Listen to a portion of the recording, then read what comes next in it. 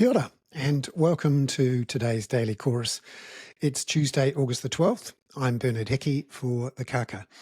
This is my daily podcast and video that goes out in an email newsletter via Substack for the Kaka, and it's all about Aotearoa's political economy around housing, climate and poverty. The economy is something that is closely linked to support for the government, and this is something that Christopher Luxon, the Prime Minister, has tied the future of his own government and his own position to so far this year.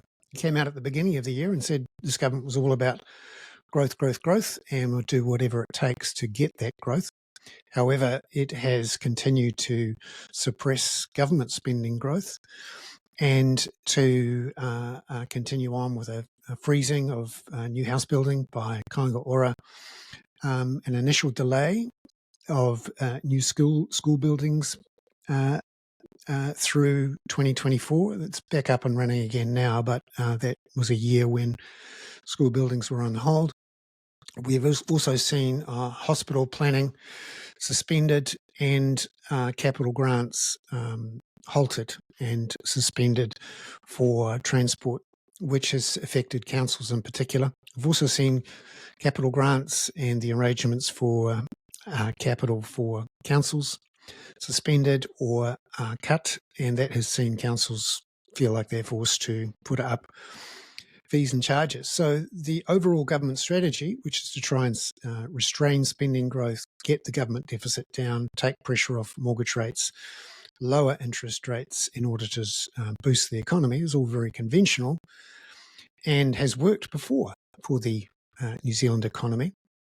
However, this time is different because the Reserve Bank is restricting lending growth by the banks to first home buyers through loan-to-value ratio restrictions and to rental property investors through debt-to-income multiple restrictions. And also, it turns out a lot of people don't want to buy houses when they're not increasing in value, and certainly people don't want to sell houses when they're not increasing in value, particularly if they're still 10 to 20% below their peaks.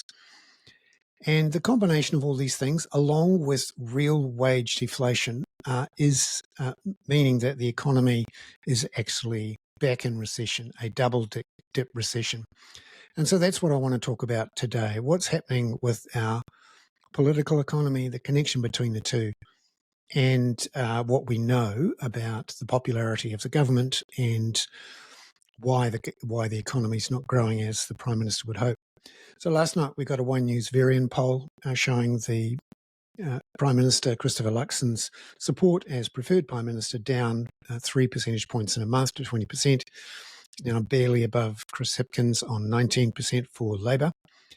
And that tallies with what we've seen with the other polls as well. Now, this is a chart showing preferred Prime Minister for various Prime Ministers going back to 2011.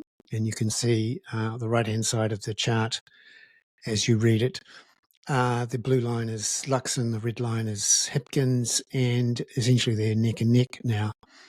And significantly lower than what we saw for both John Key and Jacinda Ardern from most of their terms.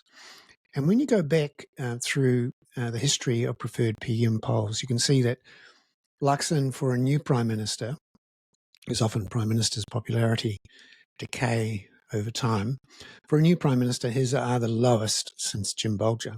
And I don't think that's completely coincidental, because remember that Christopher Luxon is using the same strategy as Jim Bolger and Ruth Richardson, which is cut spending, cut deficits, lower interest rates, and spark a housing boom. But it's not happening this time. And that's because back in 1992, household debt was barely 50% of disposable income. It's now 170%. There were no restrictions on LVRs and DTIs. The banks at that stage mostly looked after businesses, hadn't gotten around to learning how to become mortgage banks, and they were just removing their own shackles from the pre-Muldoon era on mortgage lending. So there was a real prospect of a housing boom, and there's been several since then. The question is whether you can have another one when you cut interest rates.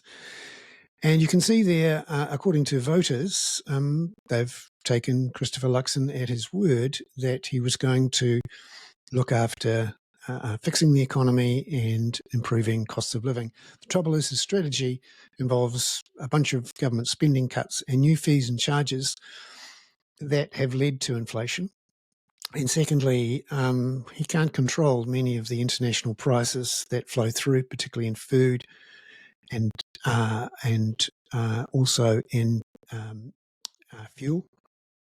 And he also can't seem to control the prices charged by our duopolies and quadrupolies in supermarkets, banking, and electricity. And that is meaning that the cost of living concern is very much in place. And you can see that in a chart from BNZ, Mike Jones, showing what's happened to disposable income growth in the last 7 or 8 years. That's the yellow line. And remember, it's below one. When it's below zero, that means you're essentially getting real wage deflation. And you can see it's back there again. And obviously it was there for a significant period through 2022 and 2023 when inflation was up. The household net worth, you can see there, rose very sharply from March 2020 to March 2021, thanks to the removal of the LVR's $50 billion worth of money printing and just as much free lending to banks, which was passed on into the housing market. And then it's flattened out. Now, actually, if you look at net wealth from equity in housing, that's down substantially.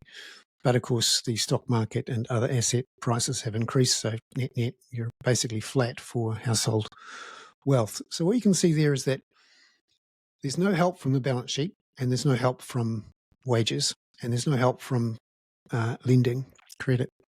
So the economy is not growing. Just to reinforce it, here's another measure of what's happening to costs of living. Now, the dotted line there is essentials inflation. So this is not CPI inflation, but essentials inflation.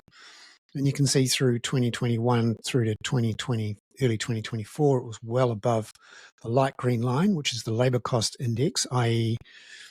taking into account the rise in wages. And you can see there the big gap between the dotted blue line and the light green line. That is effectively real wage deflation.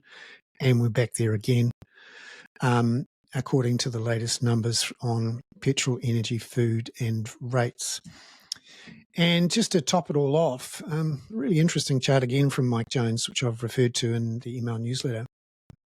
Average hours worked per week per person has dropped from around about 30 to 36 in the early 1990s, down to around 32 and a half in 2025. Now, there's a bunch of, they call compositional issues going on here. Obviously, there's a lot more people working part-time. There are a lot more people over the age of 65 working, and therefore they're more likely to work part-time. People are doing a lot more so-called variable hours work, so contracting, 0 hours type labour.